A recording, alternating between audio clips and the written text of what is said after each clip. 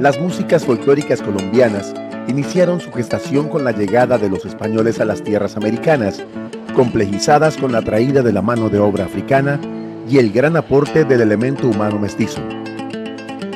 Otra de las influencias fue la composición métrica de los versos musicales, esa actividad juglaresca representada en el romance español, coplas que se enfrentaban de manera picaresca.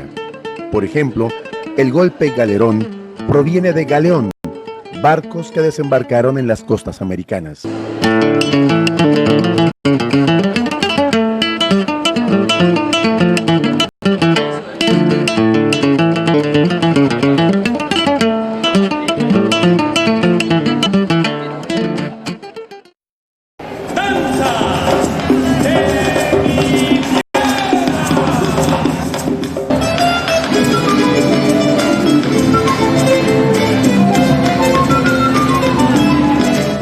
Colombia es un país rico en ritmos, en formas del folclore. Los ritmos populares son de conformación ternaria y ritmos como el pasillo, el bambuco, el bunde y el joropo comparten esta sonoridad. La influencia española se diseminó por todo el país en variados golpes.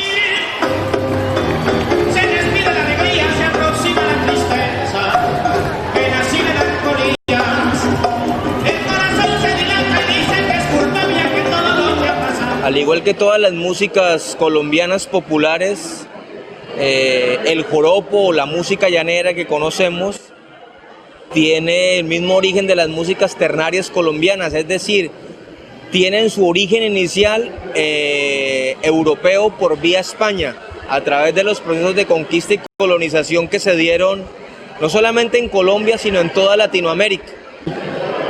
El baile del joropo, desde su ascendencia, hablando con Zapata Olivella, me decía que venía desde África, todas esas voces de África, España, América, pero como tal, el baile es una fuerza que nace en el mismo llano, con su propia identidad y desde luego con algunas características particulares dentro de la música que nos dejaron la conquista, la colonia española.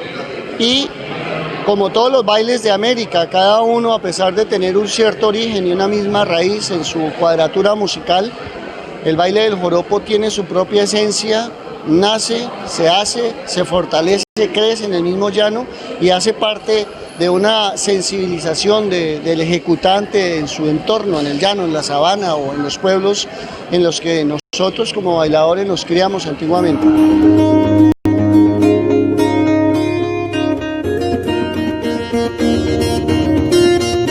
A los llanos orientales de Colombia llegaron las influencias vía España y se sirvieron de las comunidades religiosas como los dominicos y posteriormente los jesuitas para transmitir la misión evangelizadora y de paso la cultura europea. El cruce de culturas se dio por vía religiosa y profana, avivada por la soldadesca y las misiones. Resultado de ello, la región de los llanos fue originando su propio folclore y para ello la toponimia y las circunstancias propias afinarían su desarrollo.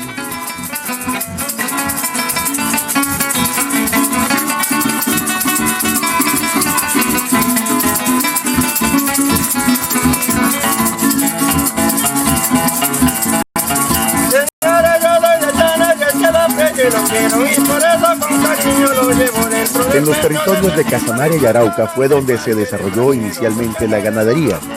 Sus llanuras fueron lugares fructíferos para el pastoreo y la cría de ganado vacuno. Esta actividad pastoril ayudó a consolidar la raza llanera como un ser humano solidario, triste, nostálgico, valeroso y cantador. El lunes a mediodía, embriagado todavía, se apareció el becerrero, diciendo que era culpable que se enamoró en el baile de la hija de un bodeguero. El potro la zanco, cuidado no relinche en el Roncayolo, que cita mucho Eduardo Mantilla Trejos, que también me hace una introducción al libro, dice que el joropo es forjado en la noche de los tiempos. no se sabe en qué lugar específico aparece, sino que empieza a surgir como producto de la economía ganadera de sabana y empieza a caracterizarse y a unirse a toda la tradición analfabética que contaba los casos o los sucesos y los volvía corridos, los volvía temas de amor, los volvía poemas y que luego se musicalizaban. Yo sostengo que es al ritmo del paso del caballo. Si es lento, pues es un pasaje, si es más lento, es una tonada. Si ya empieza a un galope, ya empezamos a ver el joropo. Y si es un trotón galopero, pues ya vamos con los golpes criollos.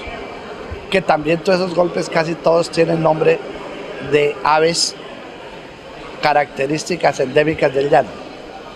Así el joropo se va enriqueciendo con el aporte de compositores, de escritores, de cantores populares que existen en todos los rincones, en cada hato. Bueno, Juan Farfán comenzó como cualquier cantante, cualquier artista en el campo que se pueda explicar, ¿no? Empecé de la edad de 14 años trajinando los caballos, trajinando con ganado y haciendo mi canto en la sabana. Mi canto del ordeñador, mi canto de arriero, mi canto de cabrestero, mi canto de caballicero, porque todo eso tiene sus cantos en la modalidad que sea. Vengo del llano regendiendo pajonales, cruzando caños y esteros, calcetas y mastrantales, en un caballo blanquito como una garza que me lo obsequió mi taita pa' que saliera a los bailes. Soy parrandero, me gusta cantar joropo, y en esa fiesta yo que ya venía a cantarle, traigo en mi verso fragancia de la sabana, el perfume de la palma y el trinar de los turpiales.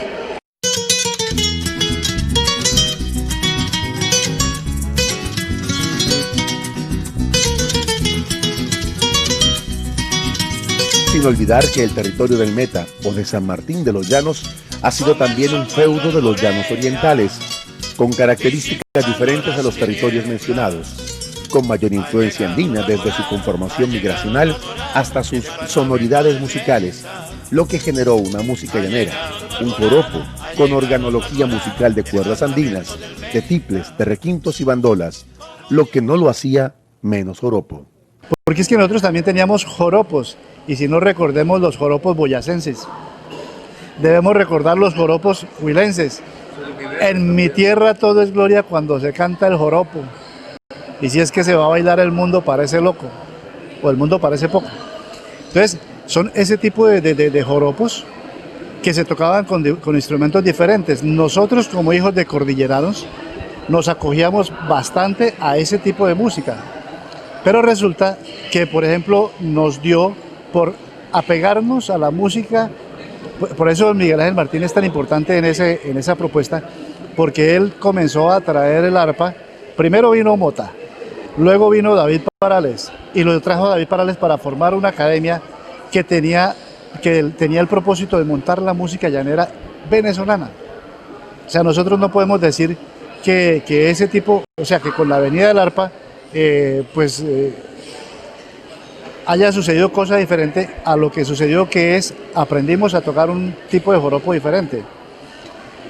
Existía obviamente el joropo, por ejemplo, casanareño, pero ese joropo casanareño, siendo llanero, tenía también mucha influencia de Boyacá. Es que Casanare fue Boyacá. Aquí en el Meta, yo recuerdo que en el año 1955 en San Martín se tocaba joropo con instrumentos andinos de cuerda, o sea, con tiple, bandola y guitarra. Y hay exponentes históricos de ese tipo de interpretaciones, que igual la combinaban con un bambuco, con una polca, con un paso doble, con un pasillo, con una danza. La combinaban con el puente hierro, con el alcanfor, con las tres damas, con el jazmín, que eran unos aires, con el galerón, los aires de transición. Y después llega ya el arpa en los 60 y como que desplaza la bandola. Y la desplaza al punto que los intérpretes de bandola andina, que son virtuosos, que son conocedores del pentagrama y de la armonía y la composición, no han querido asumir como en Venezuela el proceso de interpretación de la música llanera.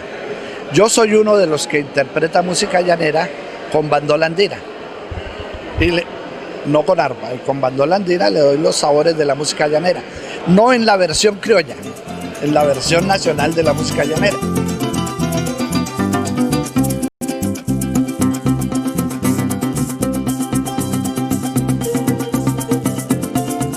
Gramalote, hoy Villavicencio, se convirtió en un cruce de caminos y de culturas, no solo de la cultura llanera que se construía en los llanos mencionados, sino de la cultura andina y de los territorios de Cundinamarca y de Boyacá. Villavicencio se fue consolidando como la capital de los llanos y la salida del país por su cercanía a la capital y por su pujante desarrollo, que la llevó a ser a mitad del siglo XX en una ciudad de muchas migraciones, un puerto seco, un lugar para la prosperidad. En los 50, la capital del Meta tenía una vida activa y una proliferación de ritmos y sonoridades. En los lugares de la noche se oían los serenateros y los vaqueros repitiendo "que te llevan pa' Villao".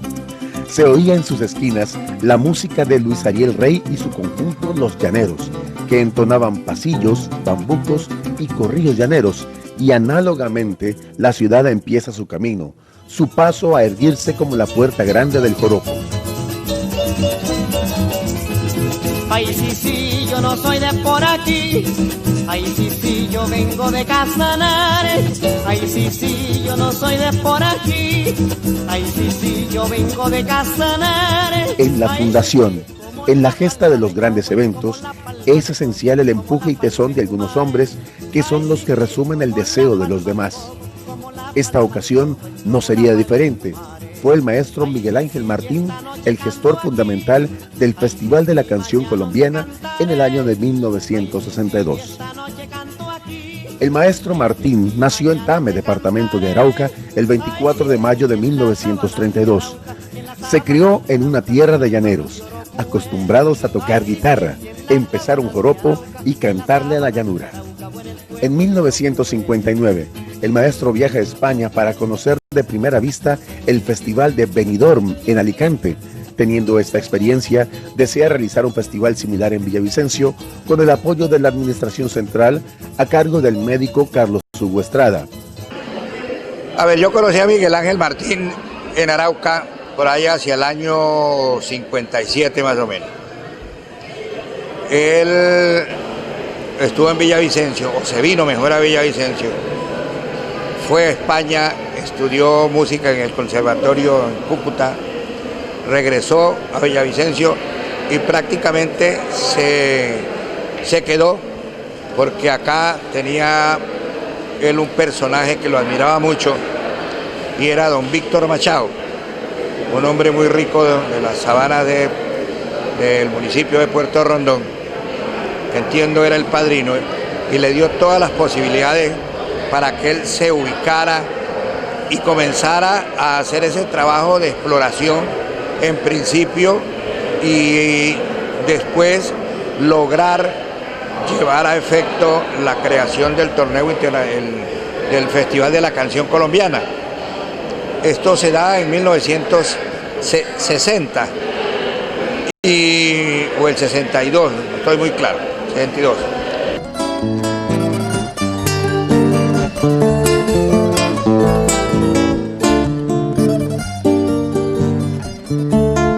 Durante más de 25 años, dicho festival reunió a los mayores exponentes de las músicas colombianas, figuras como Mario Gareña, Garzón y Collazos, Emilio Zuleta, Arnulfo Briceño y Billy Pontoni, entre otros, fueron recibidos como grandes exponentes de la música. El Festival de la Canción Colombiana alcanzó a celebrarse en 27 ocasiones, siendo su última en el año de 2001. Oye mi canto de cumbia que clama la paz de tu tierra. Para ti Colombia. Oye mi canto que llanto rogando que no haya más guerra. Para ti Colombia. Tiples y arpas con bandolas y acordeones, joropos, forros y sones, te venimos a cantar. Que nuestro... El Festival de la Canción Colombiana daba para eso, para que todo el país o todos los compositores del país enviaran obras acá a Villavicencio y concursaran de igual a igual sin tener en cuenta de dónde vinieran, sino la composición como tal.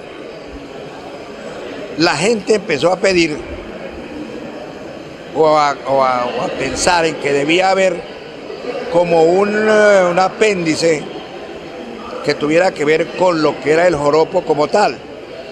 Entre eso está don Álvaro Coronel y otros personajes que estaban radicados en Villavicencio. Yo no estaba, hasta que apareció la idea en 1965 de hablar y de crear el festival del torneo internacional, festival que se ha venido hasta este momento con una cantidad de altibajos, pero que de todas maneras hizo desaparecer el festival de la canción colombiana y quedarse como tal el torneo internacional del joropo. Y ahí fue cuando Miguel Ángel Martín empezó a meter el joropo a la sociedad, porque era que el joropo era para nosotros los de afuera, y en los pueblos era lo mismo. Allá los ricos no ponían joropos en su casa ni nada, allá bailaban valses y mazurcas y vaina de esas. Entonces los joropos los hacían en los barrios más pobres, pero uno se iba para esos barrios a bailar joropo. Entonces Miguel Ángel Martín tiene el don de que él fue el que metió el joropo en sociedad.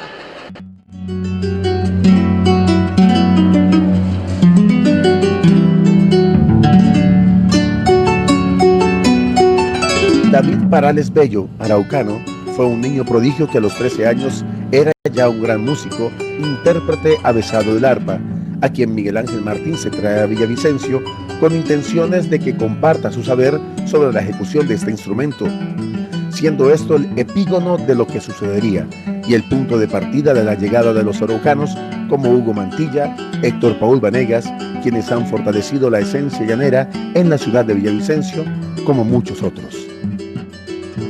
En el año 65 aparezco yo por acá, 66 mejor, con David Parales, con otras personas que vinimos de Arauca, Joaquín Rico, con Pedro Parales, con Marcos. Participamos porque llegamos, porque nadie nos invitó, sino que simplemente llegamos, nos dieron participación y ya hizo presencia grupos que venían de Venezuela como con el nombre ya de conjuntos. Venía el conjunto de Joséito Romero con el Carrao de Palmarito, con Nelson Morales, con José Romero Bello, cantadores excelentes con una trayectoria larga, y la verdad es que no podíamos competir ni nosotros los que veníamos de Arauca ni los que estaban acá, porque aquí concursaban con tríos. Entonces el trío ante un grupo de esos y cantadores tan recios como Custodio Loyola, pues la verdad es que ni los tríos ni nosotros hicimos absolutamente nada. Nosotros perdimos sobrados en esa época y nos fuimos nuevamente para Arauca. Después en el 67 regresamos, pero ya David ya vivía en Bogotá, ya se había estructurado un grupo y habían personajes que ya habían incursionado, como Rafael Martínez, como este servidor. Entonces vinimos de Arauca nuevamente y entonces ya enfrentamos al conjunto de Ángel Custodio Loyola con don Joséito Romero y le aparecieron gallos a esta gente. Rafael Martínez, por ejemplo, contrapunteó contra todos los que llegaron y le ganó a todo el mundo. Que cuando a mí me trajeron a concursar en Villavicencio, siendo ganador del primer Festival Internacional de la Música Venezolana, mucha gente quería retirarse del evento. Decían, no, ahí está Rafaelito Martínez. Yo no era cazador novato ni nada, ni yo soñaba en grabar. Yo hacía lo loco, empíricamente, que yo componía mis cosas. Entonces se querían retirar. Sin embargo, me aguantaron ese año. Y no me perjudicaron, como me perjudicó al año segundo. Al año segundo me dejan concursar otra vez. y gané con otro tema mío y contrapunteando aquí en Villavicencio. Ya llevaba tres primeros lugares en los 3 primeros festivales internacionales. Entonces se pusieron de acuerdo, me dieron una estocada mortal y me declararon fuera de concurso por un arte internacional, y al punto que yo no he podido volver a concursar.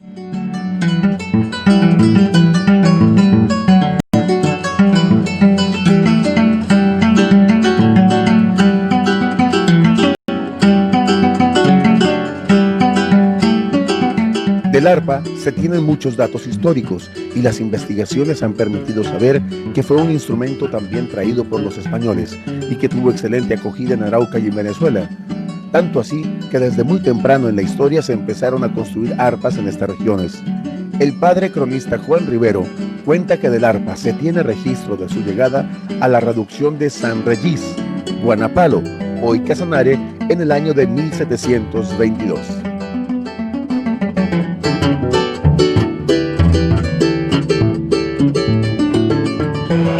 ¿Quiénes fueron los primeros? Carpentier dice que el arpa de América Latina depende de una arpa sola que trajo un tal maese Pedro a Cuba. Eso es mentira, lo que vinieron no fue las arpas, sino vinieron los que sabían construir arpas y los que sabían construir instrumentos de cuerda. Y aquí los forjaron y les dieron el sentido propio y preciso de lo que representan hoy. Van evolucionando con el tiempo, se van clarificando, sus cuerdas van pasando de las cuerdas de tripa a las cuerdas de nylon. Pero por ejemplo hay otros sonidos como los de bandolín, la bandola y todas las clases de bandola que son con excepción de la bandola ping-pong o la bandola llanera, que son con cuerdas de metal. Esas todavía siguen siendo de metal. Las otras son de nylon. Pero esa evolución de la organología propia también es una evolución que viene con el ritmo del tiempo. Bueno, mis inicios tuvieron un camino cuando tuve la opción de los 5 sentidos. Cuando allá en nuestra llanura araucana y muy pegadita a la Arauca también, del estado sur de Venezuela, no existía la música, o la llamábamos molida o grabada, era solamente lo que nosotros ejecutábamos. No había canciones conocidas, existía nada más la melodía, la bandola, el bandolín, la guitarra o el arpa, que llegó ya bastante después de la total, pues que allí la canción era la savia repentina del intérprete, el que cantaba un verso aquí y lo repetía ya, no era cantador, era únicamente un copión, verso aprendido. Uno tenía que cuidarse mucho de no decir unos versos, por ejemplo, en Pachaquiaro, para repetirlos en San Martín, porque ya lo consideraban como de mala marca. Era el hombre que improvisaba y al rato le preguntaba qué había dicho y no sabía. Allí extraordinaria que se está desarrollando aquí en la puerta del importante de la llanura colombiana, la ciudad de Villavicencio. El deseo de Miguel Ángel de llevar a cabo un evento único de música llanera logró parte de su objetivo en 1965, cuando se celebró, también organizado por él y apoyado por el gobernador Dr. Jorge Acevedo. Allí se promocionaba todo el conjunto artístico de la música llanera, canta, baile y ejecución de instrumentos. Se realizó en diciembre, en el marco del Festival de la Canción Colombiana. El Festival Nacional de la Canción, que fue primero, se consolidó y fue símbolo de Villavicencio. Y el torneo del Joropo nace después, gracias a Miguel Ángel Martín y otras personas que fueron los gestores. Siempre fue un poquito tenido como por debajeado, ¿no? Siempre la fuerza mayor estaba en el Festival de la Canción y en las reinas de la canción que en el Joropo. Pero vea cómo el correr de los años hizo que el Festival Nacional de la Canción o la Canción Colombiana muriera, cumplió un punto máximo y después se vino a pique y ya no quedan sino los recuerdos. Y en cambio el Joropo, que se estaba cocinando lentamente ahí, de pronto un poco visto por debajo del hombro, podría ser la expresión, pero vea cómo se va consolidando y hoy se convirtió en el principal patrimonio cultural de los villavicenses, con todo lo que encierra el torneo. Entonces a mí se me hace que es un análisis profundo hay que hacerle a este fenómeno que ocurrió con el torneo del joropo, ¿no? Como si nació como apéndice del Festival de la Canción Colombiana. Hoy día no es apéndice, sino que es un órgano supremamente importante de ese cuerpo folclórico que hay en Villavicencio y en la región orinoquense, colombo-venezolana, y como el Festival de la Canción murió, ¿no? Entonces valdría la pena analizarlo, pero yo creo que se debe muchísimo al apoyo institucional, gubernamental por supuesto, y a la cautivación de públicos, porque el público que hay en Villavicencio en torno al joropo ya es bastante masivo comparado a lo que era hace 30 años o 40 años. ¿Dónde está Villavicencio? ¡Eso sí! ¡Las palmas duras, las palmas, las palmas, las palmas, las palmas! Villavicencio era pura fiesta, no solo el Festival de la Canción Colombiana, sino también el naciente torneo del joropo. En 1965, la capital del Meta tuvo exponentes del arpa de alta ejecución. Por Colombia, Héctor Paul Vanegas, y por Venezuela, Manuel J. Larroche.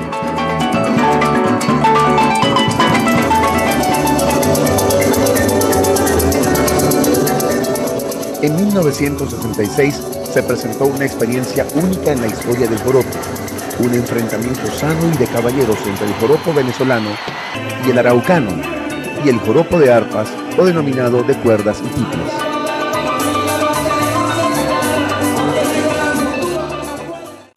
Evolución como tal, yo pienso que como aquí en ese momento del nacimiento del festival todavía no había una consolidada, una imagen o unos estilos propios del joropo, tocábamos con guitarras, era lo que escuchábamos. La llegada del festival del joropo, del torneo del joropo, permite el conocimiento de un público cada vez más numeroso en cada edición, de instrumentación propia llanera. Ya el arpa no asustaba, las maracas que eran propias pues se escuchan sonar de otra manera diferente a la manera como lo tocaban los tríos de por acá.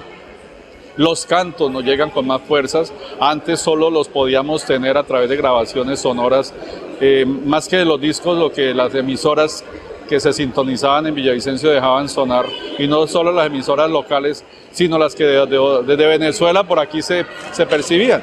Entonces ya los cantos no son solo escuchados por radio, sino los que los podemos ver en los escenarios.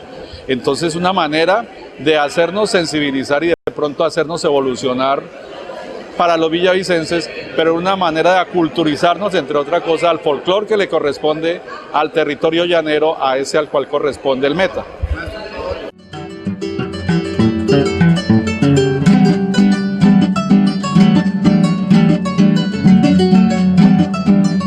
El torneo del joropo consolida al arpa como el instrumento líder de la música llanera, obedeciendo al poder de la discografía venezolana que había impuesto esa organología, arpa, cuatro y maracas.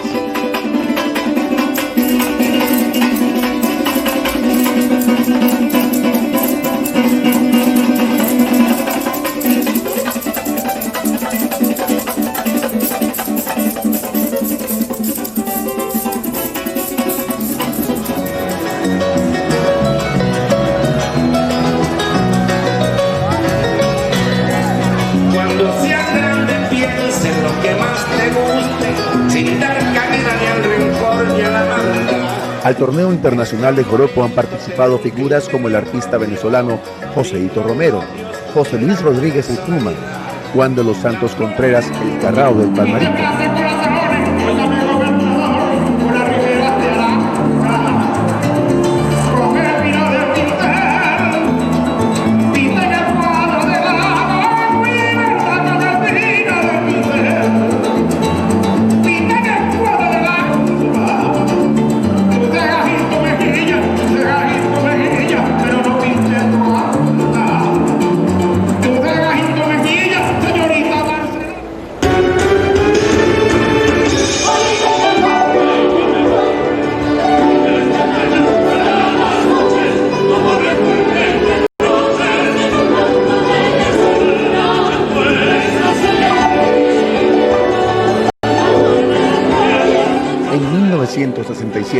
El ganador del festival fue el maestro Arnulfo Briceño Contreras, con la canción que luego se erigiera como himno del departamento de Meta, Ay mi llanura.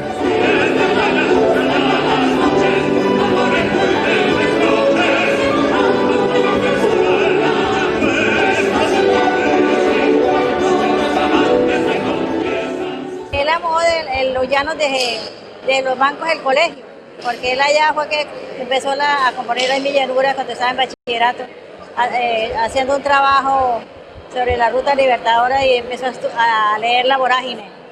Y ahí empezó a amar a los llanos sin conocer. Y ahí empezó a componer Ay mi llanura.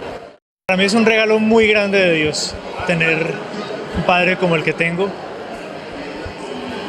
Tener o poder sentir la admiración y el cariño de tanta gente que lo conoció y mucha otra gente que aún sin conocerlo lo admira, lo respeta y aún lo ama. Eso para mí es invaluable. El recuerdo que tiene con sus amigos, con la gente que lo conoció, ese don de gente tan particular que hacía que todo el mundo siempre diga que él era una magnífica persona, un maestro, una persona con talentos humanos y musicales inigualables. Eso no tiene precio. Mi papá nos decía mucho que la mayor herencia de él hacia nosotros era su nombre. Un hombre que había labrado, que había trabajado y que donde quiera que fuéramos podíamos decir que éramos hijos suyos y que vamos a ser bien recibidos. Y el corazón se me ensancha, porque en el sitio iracundo llamado Quebrada Blanca, la celebración también tuvo su tristeza, su requiem. En 1974, tras la tragedia de Quebrada Blanca, se cancela este evento.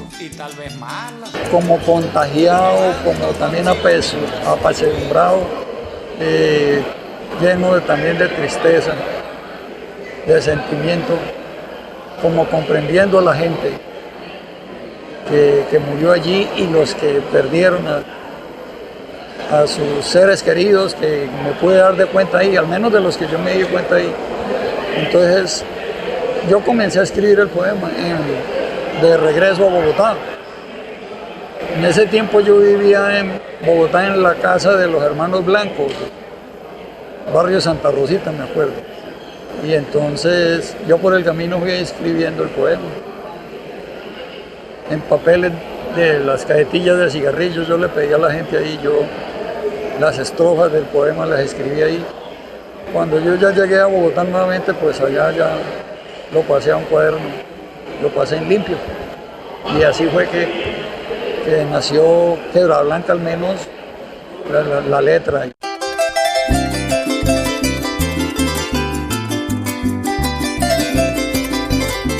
En los años 70 y cerca a los 80, la competencia entre colombianos y venezolanos empieza a ser más reñida. La ventaja inicialmente de los primeros empieza a ceder debido a que los nacionales se preparan mejor en la interpretación de la música llanera. En la bandola, si se tenía al maestro Anselmo López, Colombia presentaba a Luis Quintiva y a Álvaro Salamanca. Si ellos tenían a Juan de los Santos Contreras, nosotros presentábamos a Orlando el Cholo Valderrama y a Alfonso Niño. Tantos otros hombres que han engalanado esta fiesta del joropo como Alberto el Guajibo Curbelo, Dumar Aljure, Reinaldo Arma, Aries Bigot, Reina Lucero, Javier Manchego y muchísimos más. Sobran nombres que nos han puesto a la altura de las mejores músicas del mundo.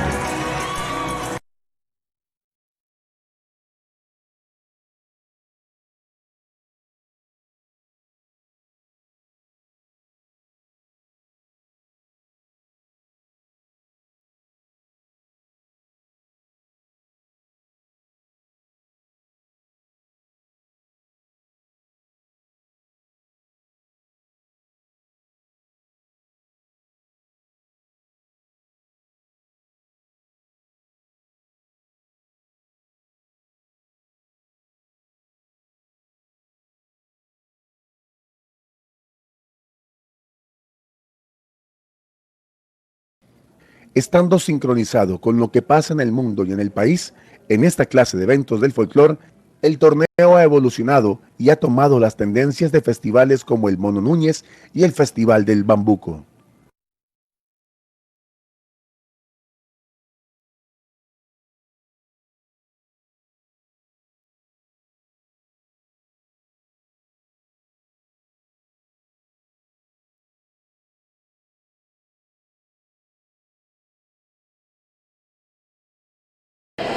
Entonces yo pienso que el torneo internacional del joropo sí ha sido un buen acicate y un buen apalancamiento para que las generaciones, todos quienes hemos pasado por ahí,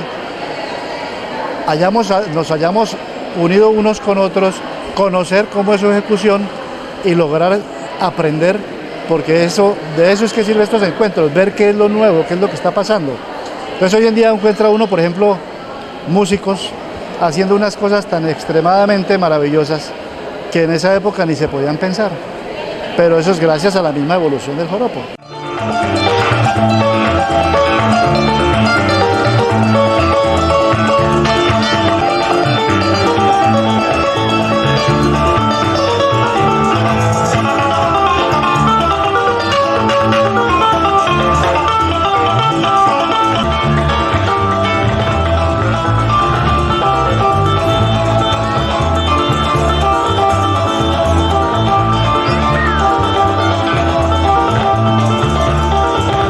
El joropódromo es una fiesta multicolor, donde miles de bailadores nos enseñan su energía en las calles de la ciudad. Es un magnífico espectáculo.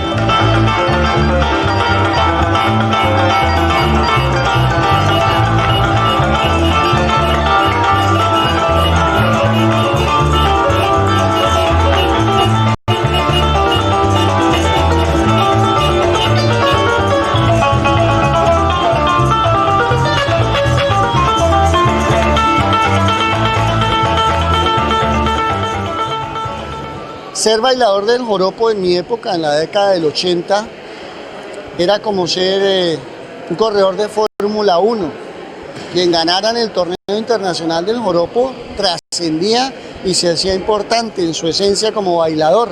Entonces los bailadores siempre fuimos protagonistas de grandes espectáculos donde la gente iba a ver a los bailadores, ¿sí?, en el escenario demostrar sus capacidades, porque todos éramos orejeros, todos bailadores relancinos de pura oreja, y donde la música la colocaba el jurado.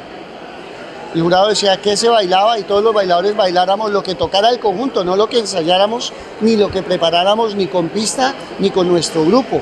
Entonces era un espectáculo ver esas manifestaciones, y la gente acudía a esos torneos para ver a los bailadores de joropo presentarse de manera formidable.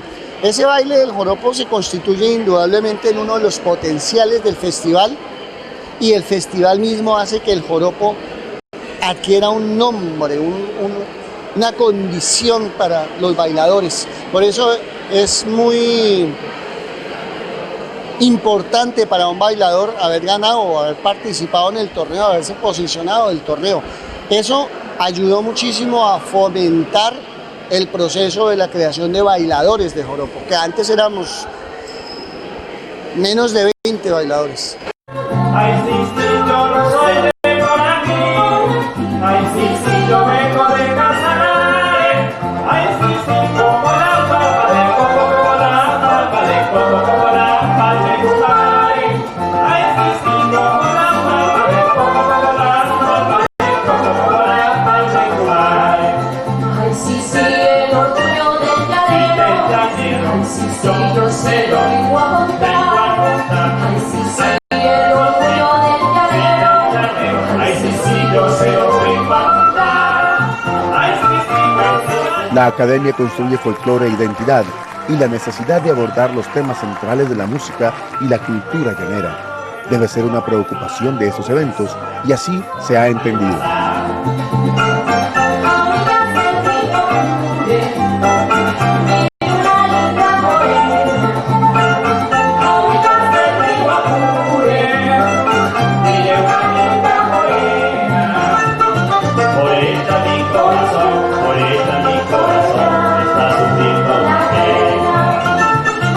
por ella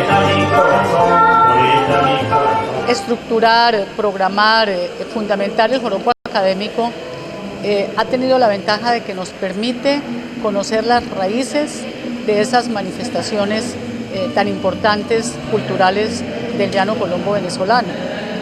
Yo he asistido a los 4 joropos académicos, vivencias del joropo, y en cada uno de ellos la música, la danza y las tradiciones orales, naturalmente, que se está llegando a profundizar mucho más en cada una de estas manifestaciones.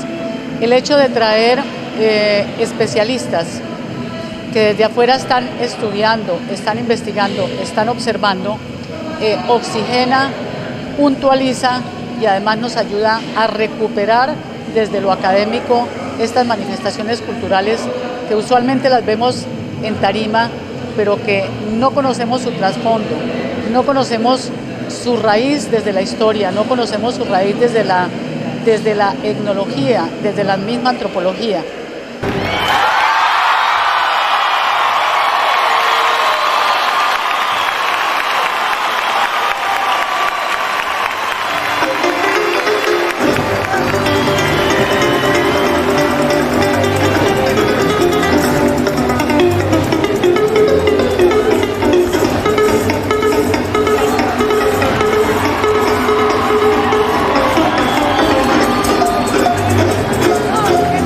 En el año 2010 se celebra la versión número 42 del Torneo Internacional de Joropo y el camino por recorrer es amplio.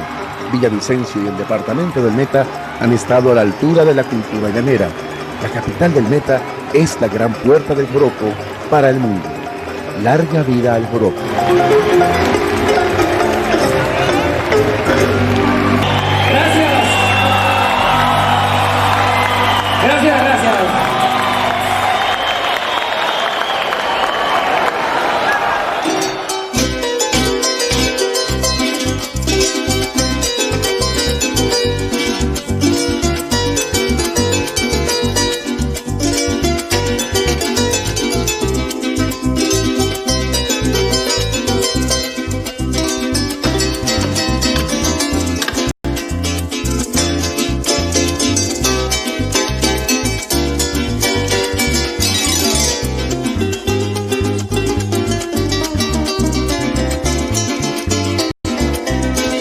Las mujeres de mi llano son hermosas, iluminan el paisaje como el sol, con sus labios y sus caras como rosas, siempre ardientes nos incitan al amor.